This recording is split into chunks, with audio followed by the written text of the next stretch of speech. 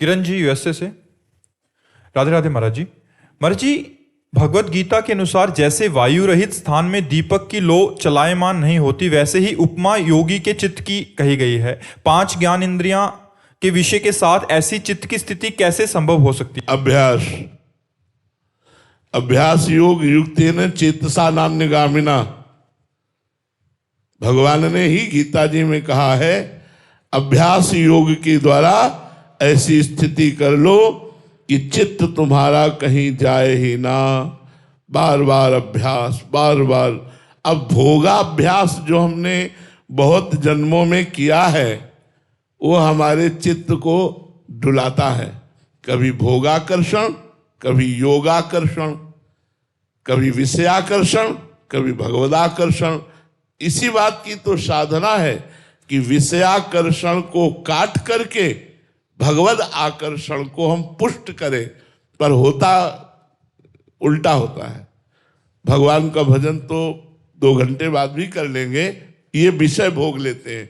भोगाकर्षण को पुष्ट करके भगवद आकर्षण को हम काट देते हैं, इसीलिए जन्म का जन्म लग जाता है, भगवत साक्षात्कार नहीं होता।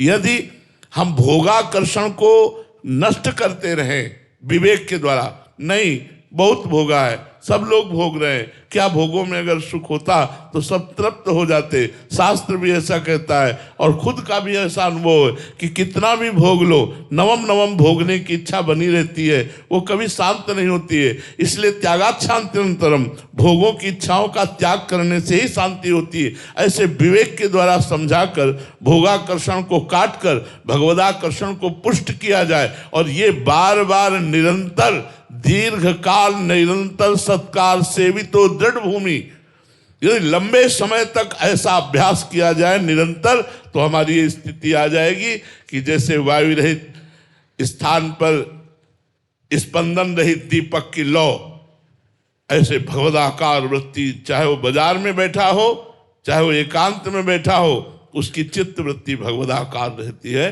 पर ये बहुत लंबे समय तक प्रयास निरंतर और भगवत कृपा और भोगाकर्षण का त्याग, तब जाकर के बात संभलती है। ऐसा समझो हमारे लोगों की दशा ऐसी है कि मिट्टी का पात्र बनाकर तैयार कर लिया और ऊपर से 1 बाल्टी पानी डाल दिया। कितनी मेहनत करके साधन बनता है, और साधन को भोगाकर्षण के द्वारा भोग भोग के हम उसे पानी डाल देते हैं, फिर वो खत्म। जो एक भावना बनी थी, जो एक हमारी श्रद्धा बनी थी, जो निष्ठा बनी थी, जो हमारी एक परिपक्वता बनने वाली थी, अब वो तो हम बार बार अपने को गिरा देते हैं जानबूझ करके। मनाखष्टानि इंद्रियाणि प्रकृति स्थानि कर्षति, इसी आकर्षण को कृष्ण गृहीत मानसा। भगवान हमारे मन को खींचे, हमारा मन भगवान की तरफ जाए, ऐसी बात अभ्यास से बनेगी। और इसके लिए हम प्रार्थना करते हैं कि भगवान की कथाएं जरूर सुनो, भगवान की लीला कथा पढ़ो, भक्तों के चरित्र पढ़ो, इससे बड़ा लाभ मिलेगा। मन एकाग्र करने के लिए भगवान की लीला कथा कहो, सुनो, मनन करो। जरूरी नहीं है कि कहीं हो रही है तो वहीं जाके सुने, अपने घर में भी कर सकते हो। आप श्रीमद् भागवत, रामचरितमानस और भी भगवान की जो लीला कथाओं के ग्रंथ है लाकर अपने परिवार को बैठाल कर 1 अध्याय 2 अध्याय रोज कीजिए, उसका मनन कीजिए, चिंतन कीजिए, और 30 मिनट ही चाहे नाम संकीर्तन जरूर कीजिए।